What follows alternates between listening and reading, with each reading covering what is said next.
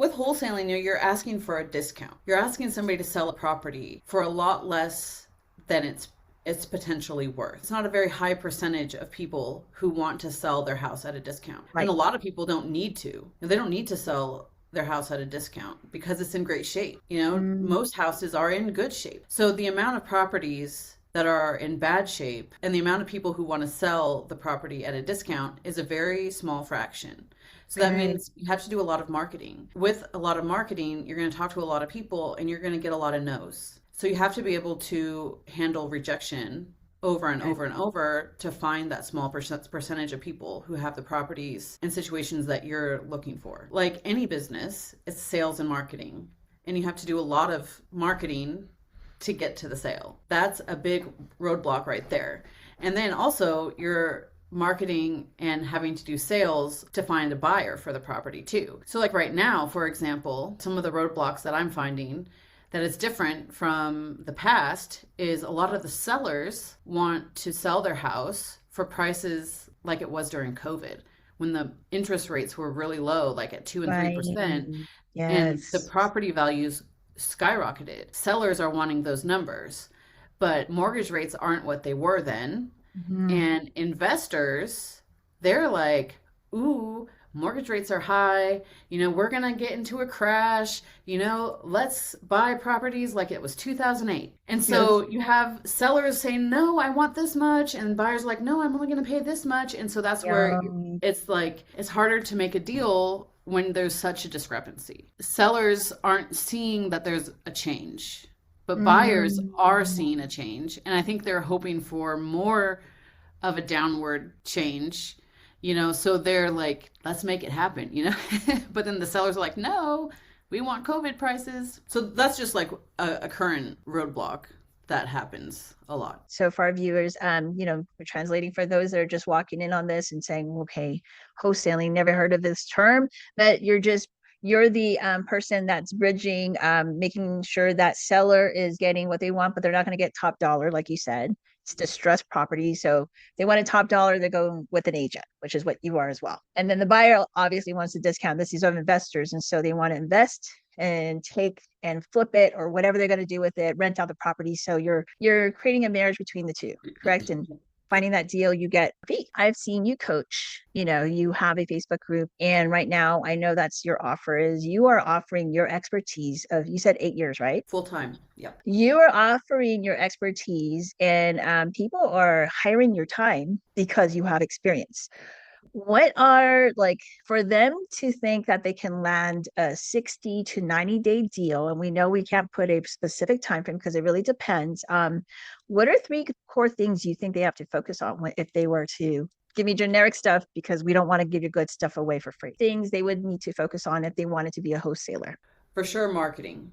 There's so many ways that you could do marketing to find distressed houses. But like I said, it's a marketing business. And in order to find the people, you need to do a lot of marketing. So, Mm, marketing for sure. Also, you need to learn how to talk to people, even though sometimes, we don't like talking on the phone. Although I know when I was in junior high, that's all I wanted to do. Like I had the little the corded phone with a really long cord and just like go hide in the closet, talk to my friend. Now we're yes. like, don't call me, send me a You're text. screening every call. Yes. Like leave me a message, send me a text. Anyway, Mhm. so you have to know how to talk to people. Mm, Because also, the people who might want to sell might be old. They might not know how to go online. They might not have a phone that sends text messages. Like my aunt, she does not have a cell phone. She only has a landline, oh you my know? gosh. Yeah. Oh my So God. if she had a house that needed work, I wouldn't be able to text her. I wouldn't be able to, like I'd have to call her on her landline Mm-hmm. or send her a letter or something. So like if you think about who you're going to buy these houses from, they might not be tech savvy. And so you have to know how to talk to them Mm, and for them to trust you. Because, yes. I mean, in this day and age, I get so many scam calls. So many like robots. Yeah. Do not hang up. Get some Medicaid. And I'm like, like no thanks. Your car warranty is about to expire. No, it's not. I don't have one. So there's so many scam phone calls out there, and you have to be able to set yourself apart Mm, to get them to trust you and to know that you're a real person. Like for example, when 8 years ago, I was cold calling a lot. And that was okay. before this whole, like everybody, you're getting a million phone calls. This was Oh my before everybody was gosh. cold calling. And Okay. I was like, I had a script and I was so stressed about getting the script right, And so I get on the phone with this one lady and I'm like saying my script and she's like, hello.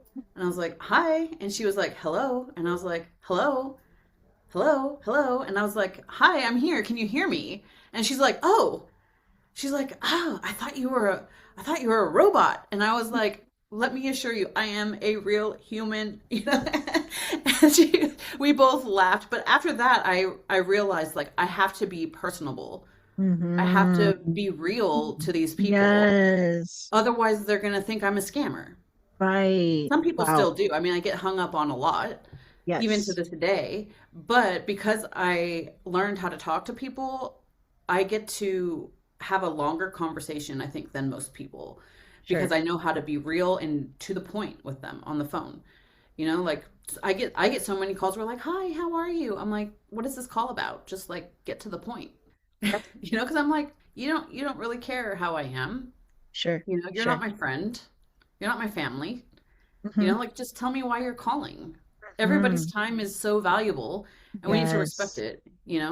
So to answer your question, three things. One, marketing. Two, talking to people.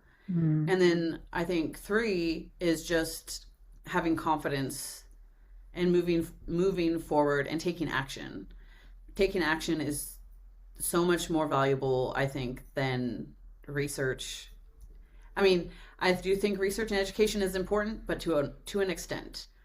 Mm. Like learn the first two steps and take action taking those first two steps. When you succeed with that, you could be like, okay, great. What's next? And you learn it and you do the next steps. But if Mm. you're like standing here before you've even taken one step and you're trying to figure out what is step 10, like it doesn't matter what step 10 is if you can't even do step 1. So Right.